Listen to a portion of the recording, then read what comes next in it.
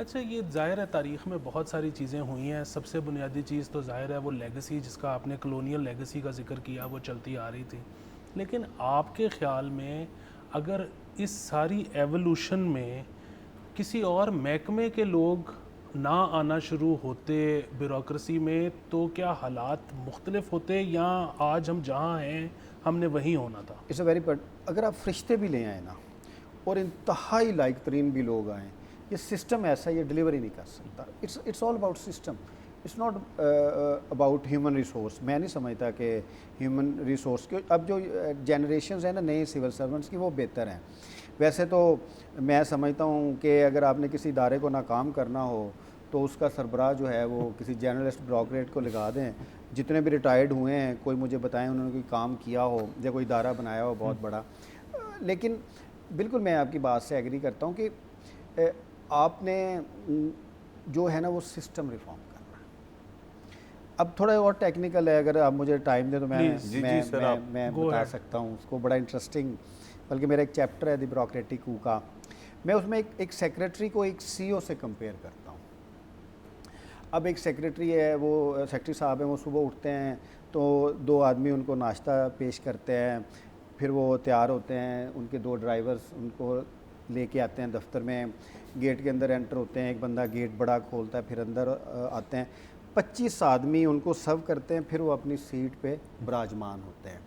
اب آپ کبھی ان کے دفتر میں جائیں تو 6-7 ادھر فون ہوتے ہیں، وہ ایک پی اے کا ہوتا ہے، ایک دوسرے پی اے کا ہوتا ہے، پھر وہ فون کرتے ہیں، وہ آتے ہیں، بیٹھتے ہیں.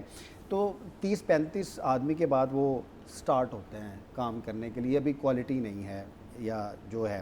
اب اس کے مقابلے میں اگر آپ سی ای او دیکھیں کسی بھی سکسیزفل کمپنی کا، وہ خود اٹھے گا، خود تیار ہوگا، خود دفتر آئے گا، خود اپنا دروازہ کھولے گا، اس کا گیسٹ آئے گا، خود اس کو چائے بنا کے دے گا. تو ایک آدمی جو ہے وہ اپنی کمپنی کو دیکھ رہا ہے. اور میں ایسے بھی سی اوز کو جانتا ہوں جو پوری دنیا میں اپنا پروڈکٹ بیچ رہے ہیں، اور شام کو ان کو پتہ ہوتا ہے کہ ان کا پروڈکٹ کہاں پہ ہے. لیکن ہماری بیوروکریسی ایک اور طریقے سے بنائی گئی تھی.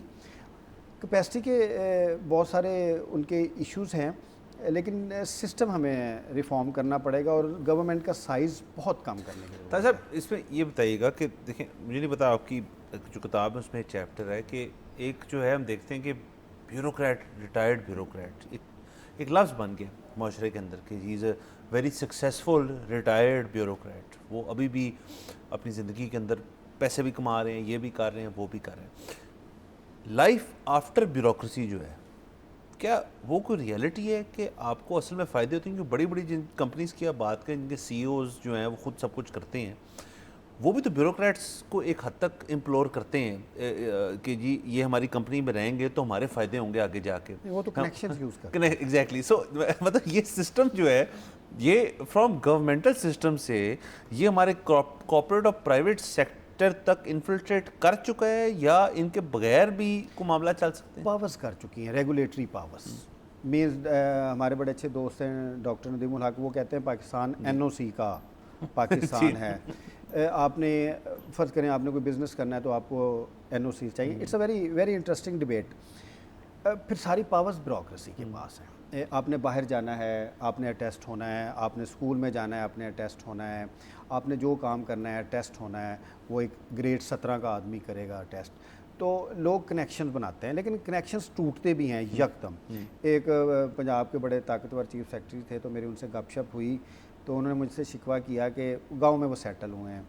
تو اب میں گاؤں میں جاتا ہوں یا باہر میں کہیں فاتح خانے پہ جاتا ہوں تو لوگ مجھ سے سلام بھی نہیں کرنا چاہتے، کیونکہ ان کی دوسرے کو فائدہ پہنچانے کی یا نقصان پہنچانے کی صلاحیت جو ہے وہ ختم ہو چکی ہے.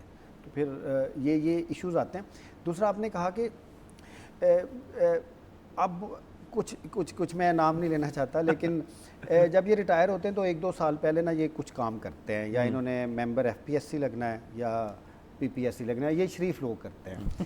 اچھا، یہ اپنے لیے خاص پروجیکٹس بھی ڈیزائن کرتے ہیں، پھر اس پروجیکٹس میں بعد میں جا کے یہ کام بھی کرتے ہیں. پھر ان کے پولیٹیکل کنیکشن ہوتے ہیں، یہ ایمبیسڈرشپ دیکھتے ہیں، باقی دیکھتے ہیں، کچھ کو پالیٹکس.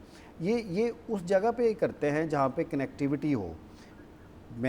آپ یہ بھی جانتے ہیں کہ پاکستان میں بہت سے لینڈ ڈیولپرز جو ہیں وہ ہر طرح کی بیوروکریسیز اپنے پاس اس لیے رکھتے ہیں کہ ان کے کنیکشنز جو ہیں ان کو فائدہ دیتے ہیں. اچھا یہ اگر جو سسٹم آپ اوور ہالنگ کی بات کرتے ہیں سو اگر وہ کبھی سسٹم اوور ہال ہوگا تو اس میں آپ نے اسپیشلائزڈ کا ذکر کیا تو اب کیا پھر اس میں اگین وہ جو ایک بڑی ڈبیٹ ہے کہ جی ہم برات اس لیے دیتے ہیں کیونکہ تنخواہ اتنی نہیں ہے.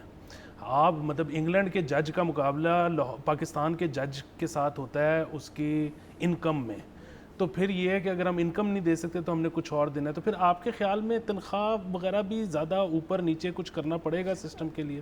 یہاں پہ ایک اور چیز یہ بھی ہے کہ جی جان کے گورے نے یہ سسٹم اس لیے رکھا تھا تاکہ کرپٹ کیا جا سکے. نہیں, گورے نے کرپٹ کے نہیں, گورے نے اپنی فیسیلیٹیشن کے لیے رکھا تھا نا, کیونکہ بیسکلی تو یہ پہلے امپیریل سول سروس تھی, اس میں گورا ہی تھا. بعد میں پھر انہوں نے ایک ایسی کلاس, لیکن بعد میں اس کو چینج اس لیے نہیں کیا گیا کہ کرپٹ کیا جا سکے. آپ کہہ سکتے ہیں کرپٹ نہیں, کنٹرول کیا جا کنٹرول. ہماری سول سروس 70s تک کرپٹ نہیں تھی. ہماری سول سروسز کے نا تین جنریشنز ہیں. کمنگ ٹو پرکس کے اوپر, اچھا میں آپ سے سیلری مونوٹائز ہونی چاہیے, آپ سیلریز ان کو اچھی دیں, لیکن اب یہ نہیں ہو سکتا کہ آپ ان کو GOR1 میں 3-4 ایکڑ کے گھر ہیں, شلوار دھونے کے لیے علیحدہ اور قمیض دھونے کے لیے علیحدہ بندہ, بہت سارے وہ تو ایکسپلائٹ کرتے ہیں نا, وہ ان کو مینڈیٹ نہیں ہے. اس کے علاوہ آپ ان کی گاڑیاں دیکھیں یا باقی چیزیں دیکھیں, جو پرکس اینڈ پریولیجز ہیں نا وہ بنیادی ایشو ہے.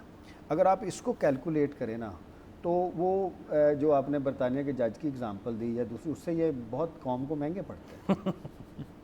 تو ان کو آپ ملینز میں سیلری دیں اگر وہ پرفارم کرتے ہیں. ان کا ریٹینشن سسٹم آپ کوالٹیٹیولی بنائیں, لیکن اس سے پہلے سسٹم بنے گا.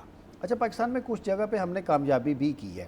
پاکستان میں جو ایک کیس اسٹڈی ہے کامیابی کی, وہ پرویز مشرف کا لوکل گورنمنٹ کا سسٹم ہے.